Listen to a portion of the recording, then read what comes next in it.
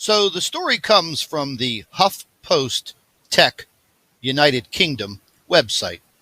The heading states astronomers discover a new dwarf planet in our solar system. And as I was reviewing the information, I came across a short video that was attached to this article, and I found it to be very interesting. And it just goes to show you that over the past 10 years, so many things have been discovered, such as, planets and these dwarf stars and things of that nature. And when I think of these types of things that these renowned astronomers are locating in the depths of space, is I start to think more and more how much life is out there. That is the first thing that comes to my mind. But anyways, let's take a look at this short video.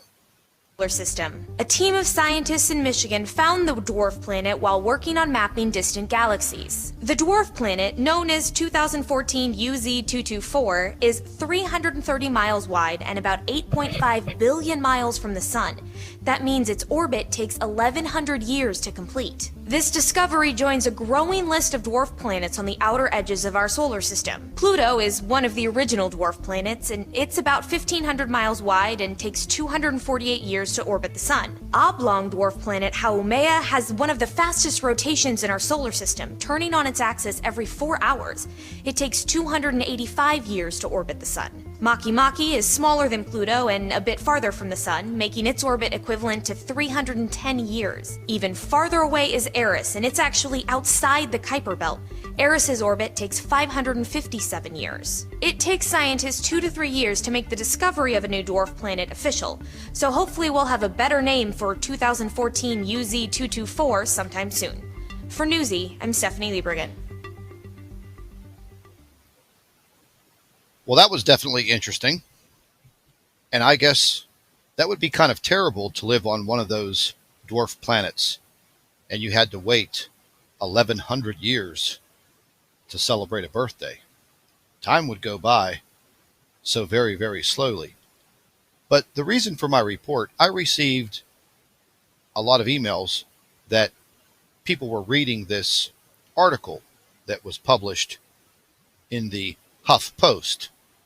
And as far as the location where this planet is, I have absolutely no idea where it would be in its 1,100-year orbit.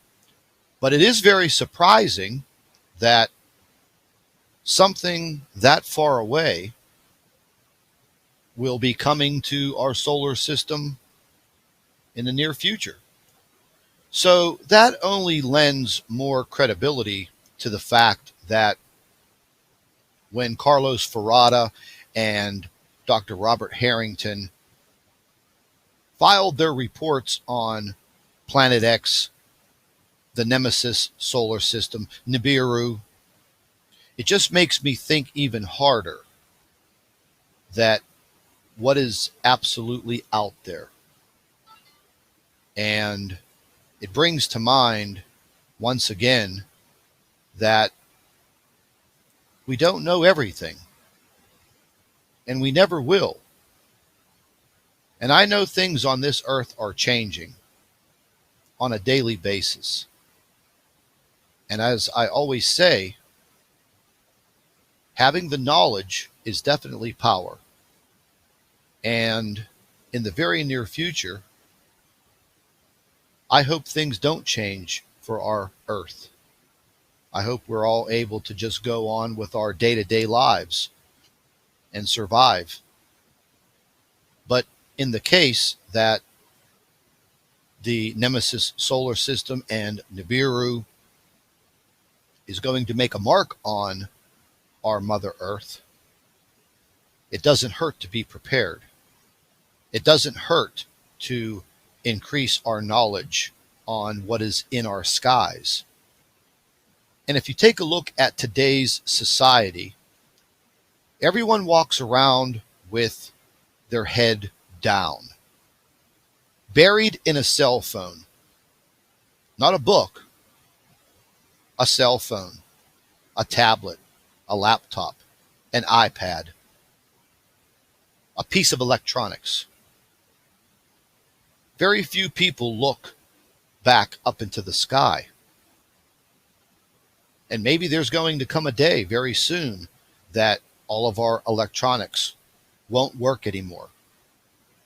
And we will have no choice but to look back into the skies. It definitely makes you wonder what is up there beyond the clouds in the sky. And I would like to thank one of our loyal subscribers, Faye from the UK. Thank you very much for submitting your information.